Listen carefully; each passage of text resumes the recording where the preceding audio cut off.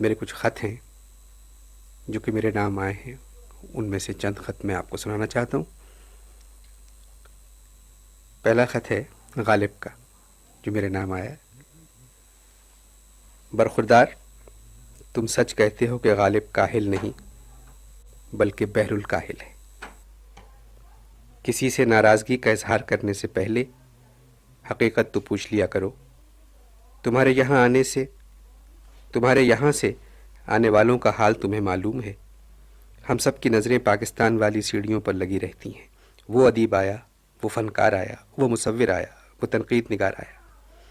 جس طرح تمہارے یہاں کے زندہ بمبئی جا کر دلیپ کمار سے ملنا زیارت سمجھتے ہیں، بالکل اسی طرح اترتے ہی کہتے ہیں سب سے پہلے غالب پہ گھر چلو، جس کی وجہ تمہیں کیا لکھوں۔ یہ لوگ مجھ سے بحیثیت ایک عظیم شاعر ملنے نہیں آتے، یہ لوگ مجھ سے بحیثیت ایک انسان ملنے نہیں آتے۔ شرمندہ ہو جاتا ہوں جب دعا سلام کے بعد پوچھتے ہیں مرزا کچھ ہے۔ میں تمہیں پہلے بھی لکھ چکا ہوں، یہاں پر بھی میں کرائے کے کوارٹر میں رہتا ہوں۔ یہ کوارٹر میر تقی میر کا ہے۔ اتنی پرانی دوستی کے باوجود میر نے کل مجھے کوارٹر خالی کرنے کا نوٹس بھجوا دیا۔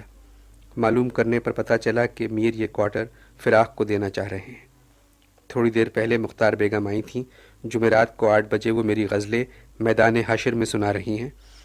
یہاں زیادہ تر میوزک کے پروگرام میدان حشر میں ہوتے ہیں جو آغا حشر کے گھر کے پیچھے ہے۔ آغا حشر کے ڈرامے بہت دیکھنے کو ملے جس کی وجہ سے اب تک ان کے گھر جا نہ سکا۔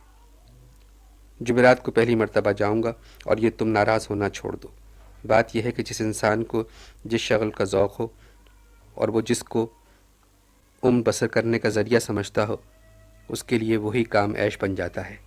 تمہاری تمام تر توجہ خط و کتابت کی طرف ہے تو تمہیں کوئی جواب دے یا نہ دے، کوئی خط لکھے یا نہ لکھے، بغیر پرواہ کیے تمہیں خط لکھتے رہنا چاہیے۔ خط و کتابت کے بارے میں برا نہ مانو تو ایک بات کہوں، خط تم ضرور لکھو مگر کتابت کسی اور سے کروا لیا کرو تو مجھے جواب دینے میں آسانی ہو جائے گی۔ دروازے پر کوئی آیا ہے، غالباً سو رہی ہیں، تم جانا مت، میں دیکھ کر آتا ہوں۔ وہی ہوا جس کا ڈر تھا۔ جوش، فراق اور مجاز آئے ہیں، کہہ رہے ہیں کہ ملنے آئے ہیں، مگر مجھے یوں محسوس ہو رہا ہے کہ فراق کوارٹر دیکھنے آیا ہے۔ مختار بیگم سے معلوم ہوا کہ فریدہ خانم نے میری غزلیں گائی ہیں۔ چپکے سے ایک کیسٹ اس طرح بھیج دو کہ چودھویں بیگم کو پتہ نہ چلے۔ پطرس کے بیٹے سے پوچھنا اگر مختار بیگم کی ریکارڈنگ ہم کر کے بھیجیں تو EMI اس کی رائلٹی کس کو دے گا، کیونکہ مختار بیگم کا یہ پہلا کیسٹ ہوگا۔